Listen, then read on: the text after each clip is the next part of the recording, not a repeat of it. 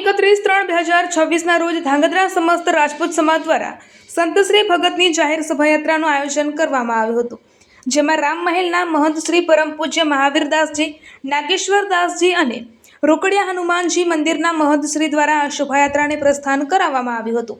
આ શોભાયાત્રા સારીશેરી, green shop, શક્તિ મંદિર, રાજકમલ ચોક, ડિલક્સ પાન, DCW સર્કલથી દેશળ ભગતની છાપરીએ પૂર્ણ થઈ હતી, જ્યાં સંત શ્રી દેશળ ભગતની જગ્યાના ટ્રસ્ટીઓ દ્વારા આ શોભાયાત્રાનું સ્વાગત કરવામાં આવ્યું હતું અને મહાપ્રસાદી તથા શરબતનું પણ આયોજન કરવામાં આવ્યું હતું. સમાજના આગેવાનો આ શોભાયાત્રા આશરે 50 થી 60 વર્ષની નિરંતર સમસ્ત સમાજ દ્વારા આયોજન કરવામાં આવે છે. રિપોર્ટર ક્રાઇમ ન્યૂઝ મહેશ સોની, ધાંગધ્રા. જય દેશદેવ, જય રાજુલા. આજ રોજ તારીખ 31/3/2026 રોજ સંત શ્રી દેશળ બાપુની 98મી નિર્વાણતિથિ નિમિત્તે શોભાયાત્રા તથા મહાપ્રસાદ અને શરબતનું આયોજન ધાંગધ્રા દેશધામ ખાતે કરવામાં આવે. જે આયોજન સમસ્ત ધાંગધ્રા રાજપૂત સમાજ દ્વારા સૌના સહયોગ અને સાથ સહકારને મળીને હર વખતે કરવામાં આવે છે. આ આયોજન આશરે છેલ્લા 50 થી 60 વર્ષના સમયગાળા દરમિયાન કરવામાં આવે છે અને દર વર્ષમાં બે વખત આ આયોજન અને આ તિથિની ઉજવણી કરવામાં આવે છે. જય દેશદેવ, જય લાલજી.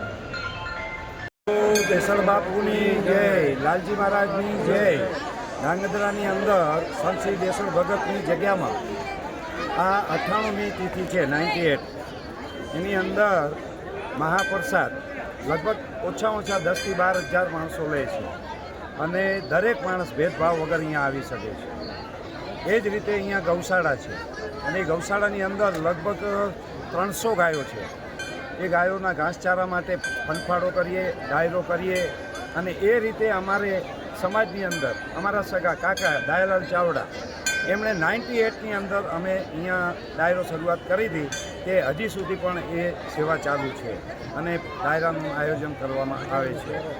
અને ભગવાનનો પહેરો ભરેલો સંત શ્રી દેશળ બાપુએ અને એમને દ્વારકાધીશ મળેલા સાક્ષાત, એટલે પબ્લિક દિવસે દિવસે વધતી જાય છે.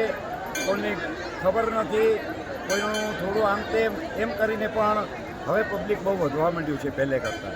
દર વર્ષે લગભગ 1000-2000નો અમારે વધારો આવે છે. એની અંદર અમારે અત્યારે પ્રમુખ તરીકે બાલસિંહભાઈ રાઠોડ, અમારે ટ્રસ્ટી જીતુભાઈ ચૌહાણ અને અશ્વિનભાઈ, હર્ષદભાઈ, એ રીતે અમે બધા ભેગા મળીને અહીંયા કને આયોજન કરીએ છીએ અને આયોજન થઈ રહે છે. અને ટોટલ જવાબદારી અત્યારે અમારે જોઈએ તો જીતુભાઈ અને બાલસિંહભાઈએ ઉપાડી લીધેલી છે, એટલે અમને દૂર રહીએ છીએ એટલે અમને કોઈ એવું ટેન્શન છે નહીં.